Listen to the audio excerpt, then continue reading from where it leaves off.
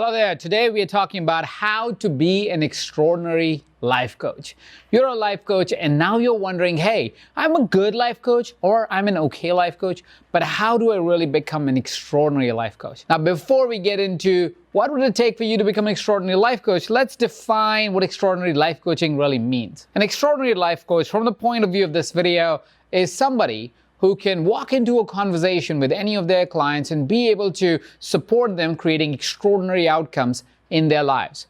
It would not matter as to what area of life that is being addressed. Any area of their life could have deep, meaningful impact because this coach was there to support their journey. So are you ready right now as a life coach to become an extraordinary life coach? Well, here are some of the ways that you can go from a life coach to becoming an extraordinary one. The first principle of extraordinary life coaching is how capable are you to bring awareness to the situation of your client. You see, one of the key successes of a life coach is when they can bring attention to their client's life to what's important. Remember, anybody that is coming to you as a coach is high in context. These are individuals who are saying, hey, help me change my life. That's why they have engaged with you. They are paying you money to be able to work with you. So they're already high context. They've said yes to life changes. They've said yes to you as their supporter in their life change. But what they have not yet said yes to is a full understanding of themselves. They have not said yes to that, do they really understand each of the nuance that is happening in their life? These individuals that come to you already looking for a life transformation because they're signing up with a life coach, these individuals are interested enough to ask themselves the question, hey, I would really like to change my life. Maybe I should work with a life coach. And then they engage with you.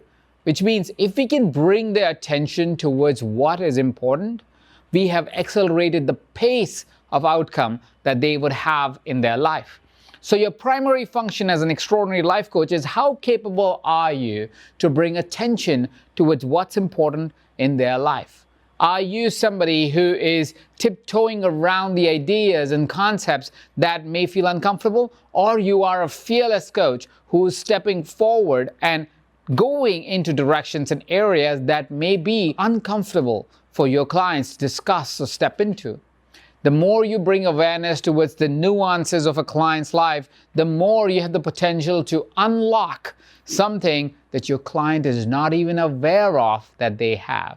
The more you're able to bring attention towards those nuanced challenges, pain points, or passions they may have, the more is your ability to make their life from a good life to an extraordinary one, making you an extraordinary life coach. The second principle of being an extraordinary life coach is your ability to be able to bring attention towards their thinking around different areas of life. You see, when an event happens in our life, when we are in a circumstance in our life, we always have a thought. The thought is neutral. It doesn't have an emotion towards it. You're watching this video and you have a thought. Your thought may be, I'm watching this video.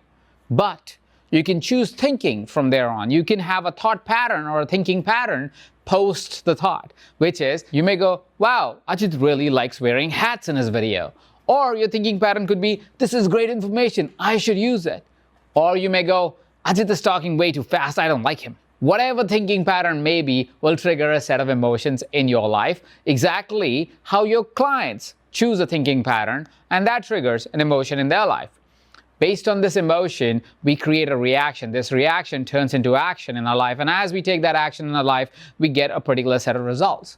So if we can somehow help our clients navigate and choose a better thinking pattern, they are more likely to get a better outcome in their life. Let's take the example of you watching this video. As I said, you may be watching this video and saying, Ajit talks too fast, I don't want to watch this video. And you say, your emotion is, I'm frustrated, and you stop watching this video, and you don't take any action as a consequence of that.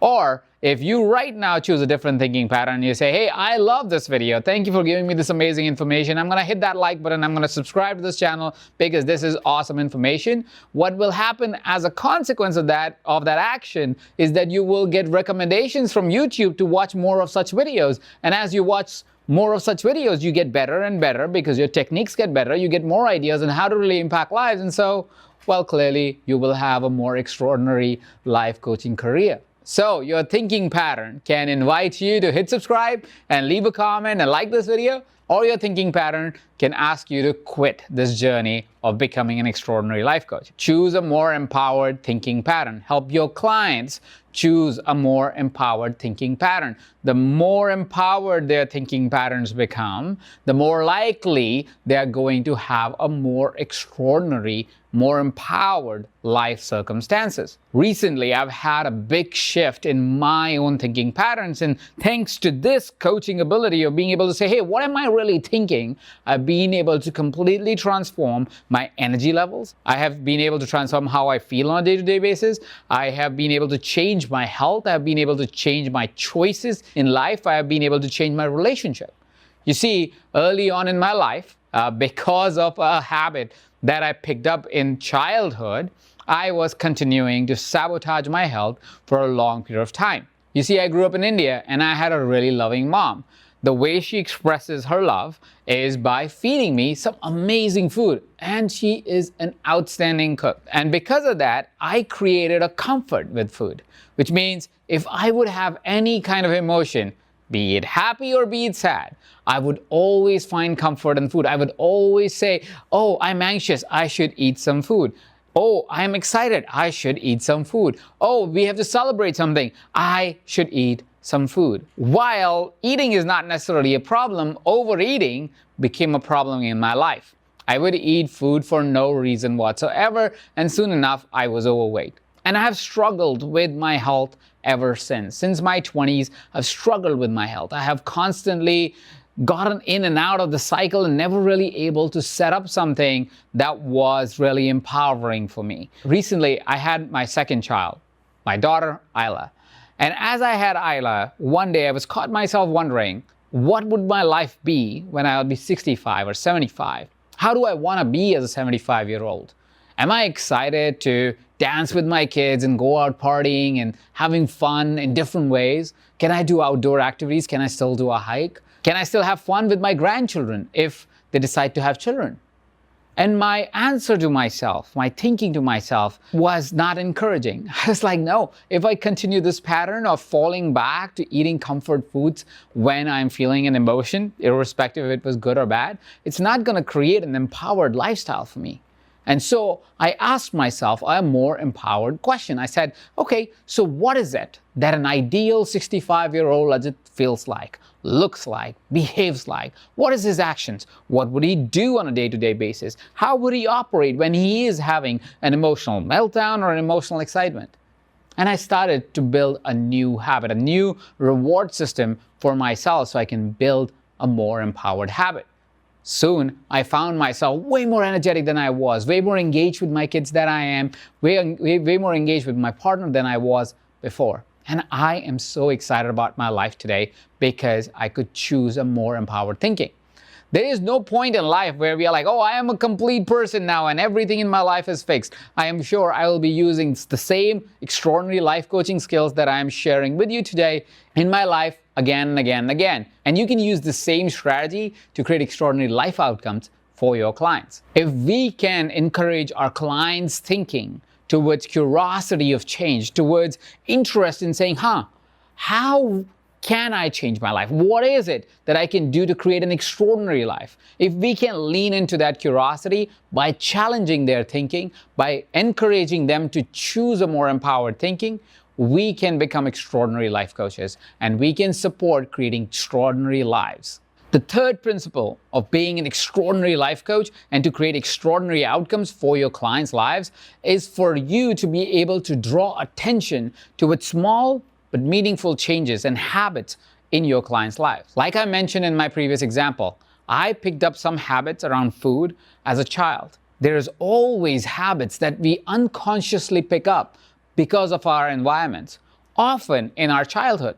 The unfortunate thing is because our attention has never been brought to these habits, is that we continue to operate from habits that we developed as kids.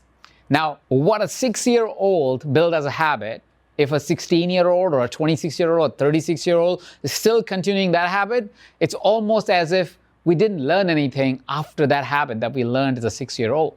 which is why our invitation as an extraordinary life coach to our clients have to be on how can we create better, more meaningful new habits that are more in alignment with who you are today. And that happens because one of two reasons. One is because we experience a deep amount of pain around what our current habit is.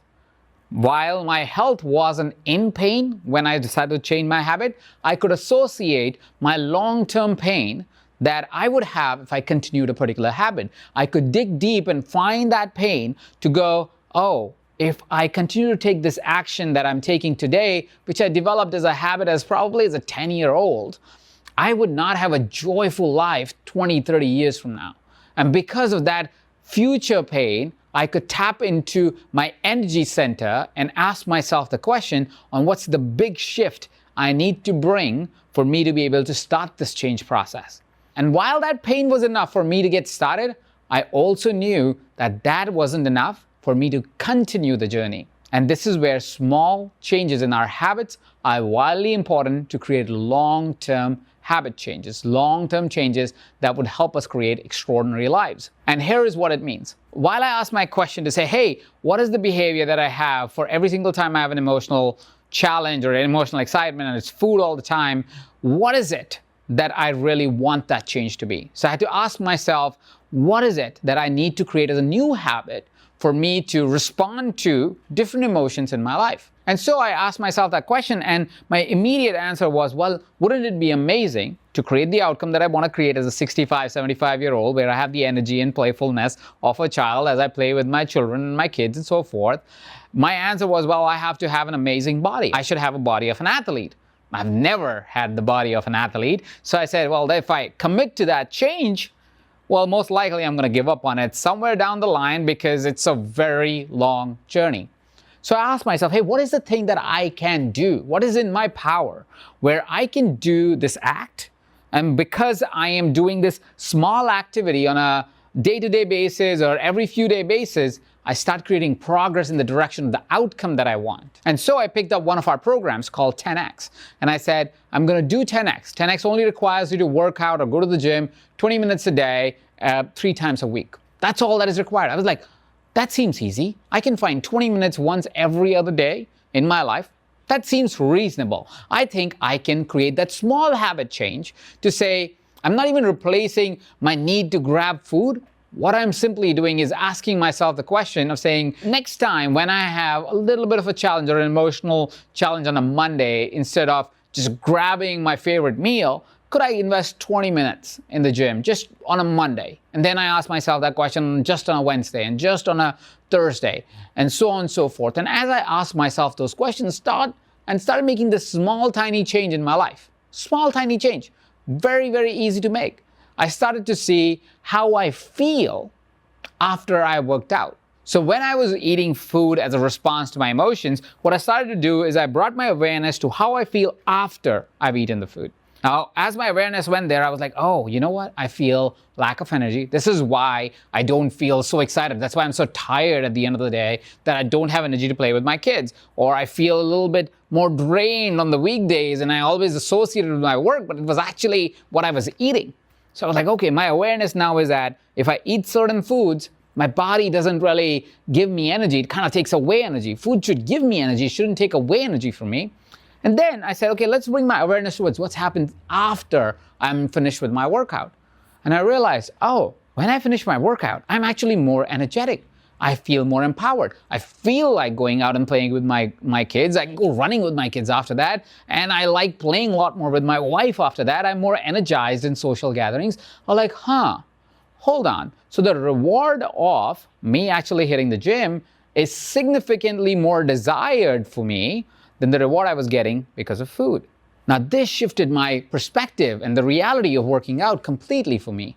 So a small habit change that I could implement fairly easily and then bring my attention towards the reward of it, the outcome of it, started to shift my reality, started to change the way I was approaching my life in context of exercise. The reason why I tell you this story is because small habits changed over time create way more outcomes and way more sustained habits than a big, massive action over a short period of time. Because our motivation is very high when you're taking a big, massive step forward, but it also means that in a matter of days or weeks, it starts to decline.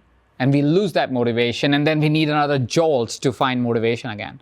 But if you create small incremental changes over time, because they're small and they are within your lifestyle, they are within the ease of execution, you're able to create long-term sustained changes. Now, to create an extraordinary life, if you are able to guide your clients through these three things, first being awareness towards what's happening for them. Second, how are they thinking about it? What is their thinking pattern? And can they choose a more empowered thinking pattern? And thirdly, can we implement small incremental habits that will create a lifetime of change over time, but help your clients create an extraordinary life? And because it'll help them create an extraordinary life, you become an extraordinary life coach. You see, the only way to know if you're an extraordinary life coach is if you're able to create extraordinary outcomes for your clients. If your coaching follows these three principles that I talked about, if your coaching implements these three ideas, you will find yourself creating extraordinary outcomes for your clients over a period of time. And as you get them extraordinary outcomes, well, you now are an extraordinary life coach. So, out of these three ideas, which one is the one that stands out to you the most? Which one is the one that you have already been using? And which one is the one that you are very excited to bring to your practice? I'm curious to hear more, so share with me in the comment section below. Go ahead, hit that like button if you enjoyed this video, share it with somebody that you think can also utilize this information, and go ahead and hit that red subscribe button and the bell icon so next time we post another video that can help you be an extraordinary life coach, you can get a notification here on YouTube. Thank you so much for watching. This is Ajit, and you're watching This Unever Coach.